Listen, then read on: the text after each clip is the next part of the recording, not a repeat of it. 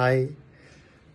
നമ്മുടെ ഇന്ത്യയിൽ ഇപ്പോൾ ഒരുപാട് പ്രൊപ്പഗണ്ട മൂവീസ് ഇറങ്ങുന്നുണ്ട്. Kerala story, first, second, Kashmir files എന്നൊക്കെ പറഞ്ഞിട്ട്.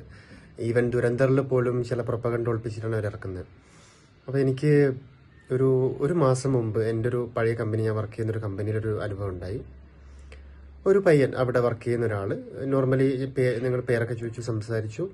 ഒരു ഫ്രണ്ട്ലി ആയിട്ട് സംസാരിച്ച് കഴിഞ്ഞ് കുറേ കാര്യങ്ങൾ ഞാൻ കേരളത്തെക്കുറിച്ചൊക്കെ പറഞ്ഞു. ഞാൻ കേരളത്തിൽ നിന്നാന്ന് പറഞ്ഞപ്പോൾ തന്നെ അവൻ എന്നോട് പറയാം, ബ്രോ എനിക്ക് കേരളത്തെ ഭയങ്കര പേടി. ഞാൻ ചോദിച്ചു എന്ത് പറ്റി, കേരളം എന്താണ് ചെയ്തത്? അപ്പോൾ അവനോട് പറയാം, ഈ കേരള സ്റ്റോറി കണ്ടതിന് ശേഷം അവിടെ എന്തൊക്കെയാണ് നടക്കുന്നത്, ഇങ്ങനെയൊക്കെ ചെയ്യാൻ പാടുണ്ടോ എന്ന്.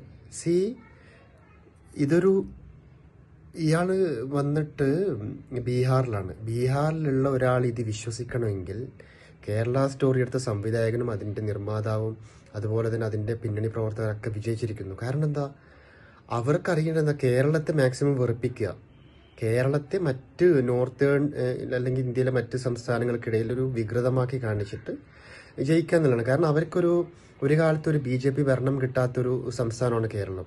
സോ അതിൻ്റെ ഒരു ചുരുക്കം അവർക്കുണ്ടെന്ന് തന്നെ പറയാം. ഏറ്റവും വലിയ സാഡ് തിങ് എന്ന് പറയുന്നത്, കേരളത്തിന് ഇത്ര വൃത്തികേടായിട്ട് കാണിക്കുന്നതായിട്ട് പോലും ഇതിനെ സപ്പോർട്ട് ചെയ്യാൻ ഒരുപാട് ആൾക്കാരുണ്ട്. നമ്മളുടെ ഒരു സ്റ്റേറ്റിൻ്റെ ഇൻറ്റഗ്രിറ്റിയാണ് അവിടെ പോകുന്നത്. പക്ഷെ അതൊന്നും ആർക്കും ഒരു കാര്യമില്ല. എന്തിനാണ് ഇങ്ങനെ ചെയ്യുന്നത്? കേരളം അങ്ങനെ അത്രക്ക് മോശമാണോ? 100% ലിറ്ററസി സാർ എന്ന് പറഞ്ഞിട്ടുള്ളൊരു വിവാദം നമ്മൾ കണ്ടതാണ്. ആ സമയത്തൊക്കെ നമ്മളെല്ലാം ഒരുമിച്ച് ഇപ്പോൾ കേരള സ്റ്റോറി സെക്കൻഡ് ഇറങ്ങിയ സമയത്ത് ബീഫിൻ്റെ ഇഷ്യൂസ് വന്ന സമയത്ത് ഈവൻ ഹിന്ദുസ് പോലും സപ്പോർട്ട് ചെയ്യുന്നുണ്ട് കേരളത്തിനെയും.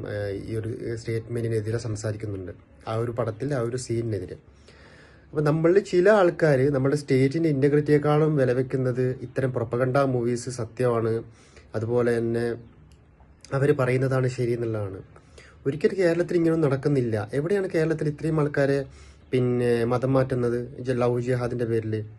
നിങ്ങൾ ഒറ്റൊരു ലോജിക്ക്, ഒരു ബുദ്ധി കൊണ്ട് ചിന്തിക്കുക. അന്ന് അവർ പ്രസ് റിലീസ്, കേരള സ്റ്റോറി 2 അണിയറ പ്രവർത്തകർ പ്രസ് റിലീസ് വെച്ചപ്പോൾ അവിടെ കൊണ്ടുവന്ന വിക്ടിംസ് ഏതാണ്ട് 37 വിക്ടിംസ് വന്നിട്ട് കേരളത്തിൽ നിന്നുള്ളവരല്ല, അത് നോർത്തിൽ നിന്നുള്ളവരാ.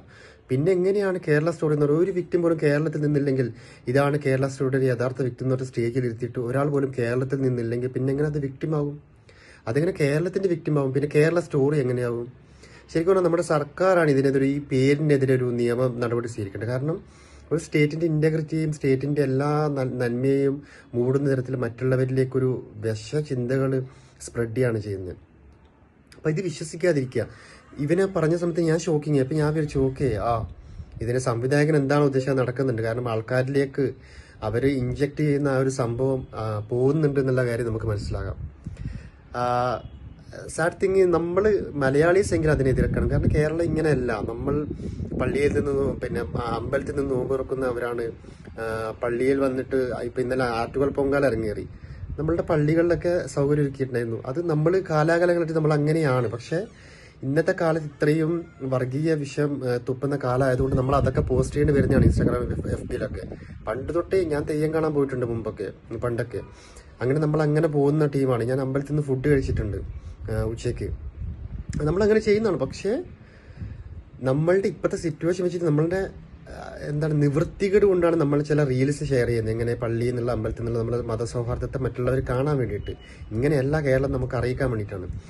സോ ഇനിയെങ്കിലും ഇത്തരം കാര്യങ്ങളിൽ നമ്മളെങ്കിലും ഒന്ന് സപ്പോർട്ട് ചെയ്യാതിരിക്കുക. കാരണം ഇതൊക്കെ ഒരു പ്രൊപ്പഗണ്ടയാണ്, ഒരു പൊളിറ്റിക്കലി അജണ്ട ഉള്ള ഒരു സിനിമകളാണെന്ന് അറിഞ്ഞിട്ട് അതിനെ സപ്പോർട്ട് ചെയ്യാതിരിക്കുക.